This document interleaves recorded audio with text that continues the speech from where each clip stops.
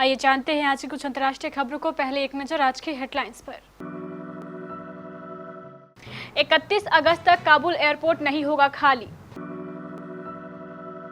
अमरिंदर सिंह के खिलाफ फिर शुरू हुई बगावत। कांग्रेस आलाकमान से मिलेंगे 4 मंत्री।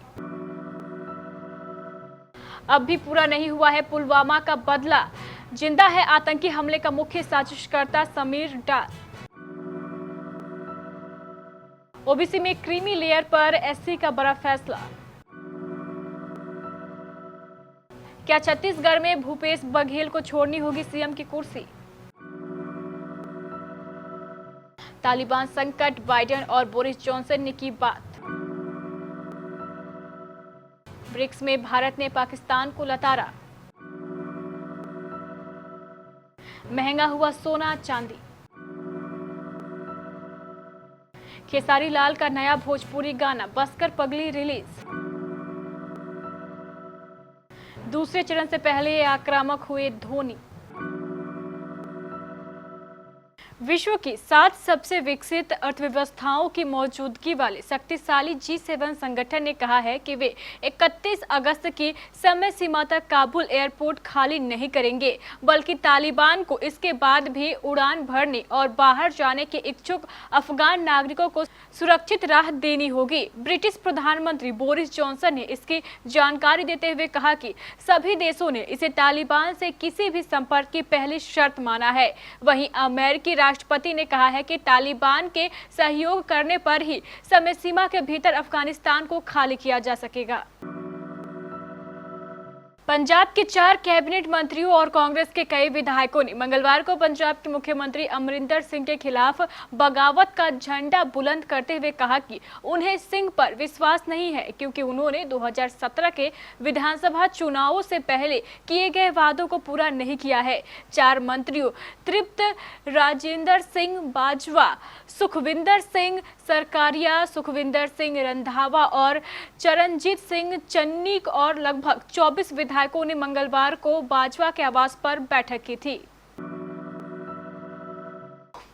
जिस पुलवामा आतंकी हमले से पूरा देश सहम उठा था, उसका मुख्य साजिशकर्ता समीर डार अभी मारा नहीं गया है। 2019 के पुलवामा आतंकी हमले के आरोपियों में से एक आतंकी समीर अहमद डार जिंदा है और घाटी में आतंकी संगठन की गतिविधियों को बढ़ावा दे रहा है।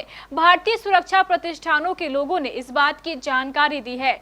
इससे पहले माना जा रहा है कि आतंकी समीर अहमद डार जैश-ए-मोहम्मद कमांडर मोहम्मद इस्माइल अलवी उर्फ लंबू के साथ 31 जुलाई को मुठभेड़ में मार गिराया गया था। सुप्रीम कोर्ट ने मंगलवार को कहा है कि दाखिले और सरकारी नौकरियों में आरक्षण के लाभ से वंचित करने के लिए पिछड़े वर्गों में क्रीमी लेयर का निर्धारण केवल आर्थिक मापदंडों के आधार पर नहीं किया जा सकता है।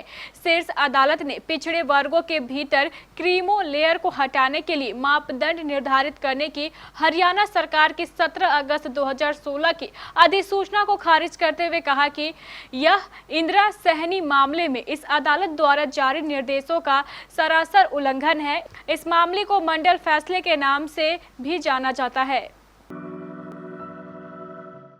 छत्तीसगढ़ में ढाई साल के फॉर्मूले को लेकर चल रहे विवाद के बीच मुख्यमंत्री भूपेश बघेल और स्वास्थ्य मंत्री टीएस सिंहदेव ने कांग्रेस के पूर्व अध्यक्ष राहुल गांधी से मुलाकात की है।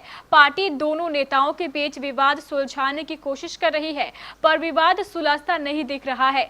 बैठक के बाद भी सिंहदेव की नाराजगी बरकरार है। करीब 3 घंटे तक चली इस बैठक के बाद पार्टी की तरफ से यह दिखाने की कोशिश की गई है कि सब कुछ ठीक है। प्रदेश प्रभारी पीएल पुनिया ने कहा है कि बैठक में नेतृत्व परिवर्तन को लेकर कोई चर्चा नहीं हुई है। बैठक में राज्य के सभी संभागों के विकास पर बात हुई। हालांकि पार्टी सूत्रों का कहना है कि बैठक नेतृत्व परिवर्तन के मुद्दे पर केंद्रित थी। अफगानिस्तान में तालिबान के कब्जे के बाद सामने आए संकट को लेकर अमेरिकी राष्ट्रपति जो बाइडेन ने ब्रिटिश प्रधानमंत्री बोरिस जॉनसन के साथ अफगानिस्तान के हालात पर बातचीत की। व्हाइट हाउस ने यह जानकारी दी है। व्हाइट हाउस ने कहा है कि उन्होंने हमारे राजनयिक और सैन्य कर्मियों द्वारा अपने नागरिकों, स्थानीय कर्मचारियों और अन्य कमजोर अफगानों को निकालने के लिए चल रहे प्रयासों पर चर्चा की है। ब्रिक्स प्रतिनिधियों की बैठक में भारत ने सीमा पर आतंकवाद के मुद्दे पर पाकिस्तान को जमकर खरी सुनाई। लश्कर-ए-तैयबा और जैश-ए-मोहम्मद जैसे आतंकी संगठनों को पाकिस्तान का समर्थन मिलता रहा है। इस समर्थन के बलबूते ये आतंकी संगठन यहां पर मौज करते हैं और भारत की शांति और सुरक्षा के लिए खतरा बने रहते हैं। राष्ट्रीय सुरक्षा सलाहकार अजीत डोभाल मंगलवार को ब्रिक्स देशों के शीर्ष सुरक्षा अधिकारियों की डिजिटल माध्यम से हुई बैठक में शामिल हुए। ब्रिक्स के शीर्ष सुरक्षा अधिकारियों ने मंगलवार को तालिबान के नियंत्रण वाले अफगानिस्तान से विभिन्न आतंकी समूहों द्वारा गतिविधियों में तेजी लाने की संभावना के मद्देनजर आतंकवाद और इसके वित्त पोषण से निपटने में व्यवहारिक सहयोग को बढ़ावा देने के लिए एक कार्यक्रम को स्वीकार किया।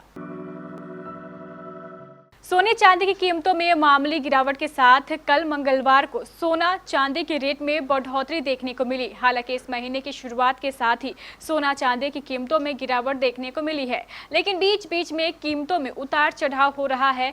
Indian Boolean and jewellers association के अनुसार मंगलवार को 999 शुद्धता वाले सोने का भाव 47,646 रुपये प्रति 10 ग्राम हो गया है। खेसारी लाल यादव का नया भोजपुरी गाना बसकर पगली रिलीज होते ही छा गया है। खेसारी के इस नए गाने को एक ही दिन में 35 लाख से अधिक बार देखा जा चुका है। भोजपुरी गाने बसकर पगली को खेसारी लाल यादव और शिल्पी राज ने गाया है। इस गाने को खेसारी लाल और मेघा शाह पर फिल्माया गया है। बसकर पगली भोजपुरी गाने में खेसारी और मेघा की जोड़ी ने धमाल मचा दिया है।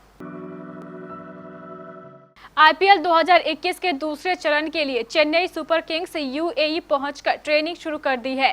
टूर्नामेंट से पहले सीएसके के कप्तान महेंद्र सिंह धोनी आक्रामक नजर आ रहे हैं। उन्होंने अभ्यास सत्र में ही छक्कों की बारिश कर दी। दरअसल उनके अभ्यास सत्र का एक वीडियो सोशल मीडिया पर जमकर वायरल हो रहा है। इस वीडियो में माही लंबे लंबे छक्के लगाते नजर आ रहे हैं। खास बात यह है कि लंबे लंबे छक्के लगाने के बाद जब गेंद खो जाती है, वो साथी खिलाड़ियों के साथ गेंद ढूंढने भी जाते हैं। इस वीडियो को सीएसके ने अपने ट्विटर अकाउंट पर पोस्ट किया है।